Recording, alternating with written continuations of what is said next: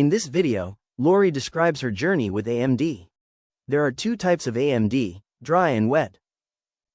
AMD, or age-related macular degeneration, is a leading cause of vision loss for Americans age 50 and older. AMD affects part of the back of the eye called the macula, the central part of the retina, which is the film lining the inside of the eye. When AMD damages the macula, the center part of a person's vision may become blurred or wavy, and a blind spot may develop. AMD can cause vision loss quickly or slowly, and can make it very hard to do things that require sharp vision, such as reading, sewing, cooking, or driving. It can also make it difficult to see in dim light. The good news is that AMD almost never causes total blindness, since it usually does not hurt peripheral vision. Well, my mom had it, my sister has it, so I had some awareness of it from what they were going through. And so eventually I got around to having an eye exam, and that, the distortion in the macula was identified at that point, and mostly in one eye, but developing in both eyes. I was actually looking at telephone lines, and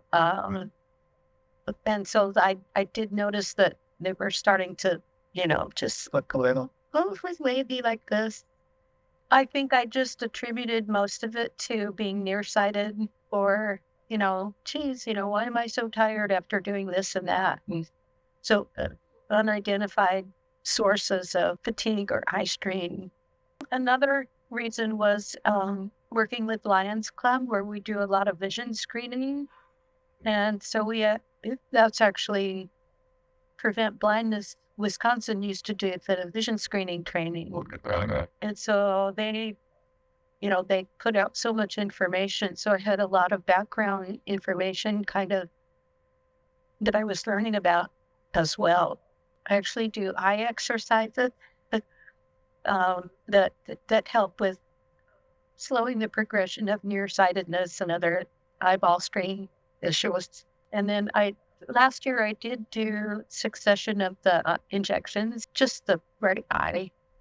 So I learned a lot about all the issues around the cost and insurance and things that go along with that. I would say in general, all the reading and writing and paperwork and stuff that I do takes longer. And it's more work, so I have to take more breaks and acknowledge being fatigued and I'm also going to be 70, so that's just part of that. So, but the macular degeneration and the vision stuff makes it so if I don't watch it, I'm doing this all the time. And look at my eyes. I mean, what am I doing? That doesn't even help to squint, but you do it anyway. And that your face just feels like a mud puddle after a while. So I have to watch out for fatigue and facial muscle strain and all that kind of stuff. And just things take longer. And also, it helps when people email stuff that it's in big font, but now I can make it bigger myself, so that's nice on the laptop. So just adjusting the size on things. And another interesting thing is I play flute and recorder and guitar and sing and stuff like that. And I'm working with a group of people playing folks like folk dance music and the sheet music. That's nuts. And so, I think I kind of given up on playing music because the notes move around or do weird stuff.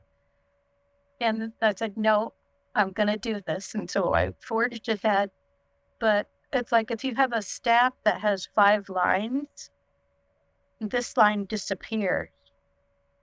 And so if you have a B note here, it looks like a D. And And as you're reading across, stuff disappears. So if there's a quarter rest or an eighth rest, it's gone. And so I'm having to like read the music and interpret my eye stuff at the same time. And so that's been, so far, it's just challenging. Sometimes I have to take a break or just do it, just like tell me what key it's in and I'll bake it. But it's just, that's been a really interesting challenge. But you know what? You notice stuff that you can do that's not primarily sight-driven. And I'm sure people that have a more of a deficit, have discovered much more about that. But, I listen a lot more. And, my ear for music has gotten better because I use it more. I think if I had gotten connected up with support networks, like right at the initial diagnosis, that would have been super. Because when looking back on it now, the ophthalmologist, showed me my little scan thing and said, oh, they're developing macular degeneration. And I think he even just said, there's really nothing you can do about it. So here's like the not example. Don't do this when somebody receives an initial diagnosis. So, but looking back on it, I was just like, well, in my family, we just deal with stuff, But I probably spent a couple of years kind of being depressed about it. But looking back on it, it's like, well, I got like a diagnosis that really impacts me as an artist and as a musician and as a person in this country. And said, how much am I going to be limited, from having fun and helping other people and getting around. And so, I came to get help and support, which totally just changed my whole coping and functioning and finding out what to do and being healthy. And if that doctor's office had just said, here, why don't you talk to Prevent Blindness Wisconsin or Lighthouse for the Blind or your Lions Club folks or whatever. Or, here's my fantasy is, first Tuesday of every month, we have like a support group for people with eye diagnoses and, people that have what you have tell you what's going on in their life and what they found out that works. But that would be good. Talking with people in person, I think, is ideal. But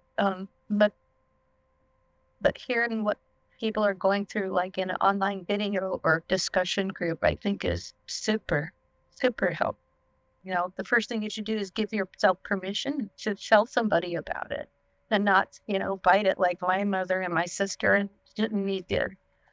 And then to have somebody to just actually listen and help you sort out all that stuff that you're going through with that first information. I think that would be the first thing to do. For more information about AMD, please visit preventblindness.org. For resources about living well with low vision, please visit lowvision.preventblindness.org.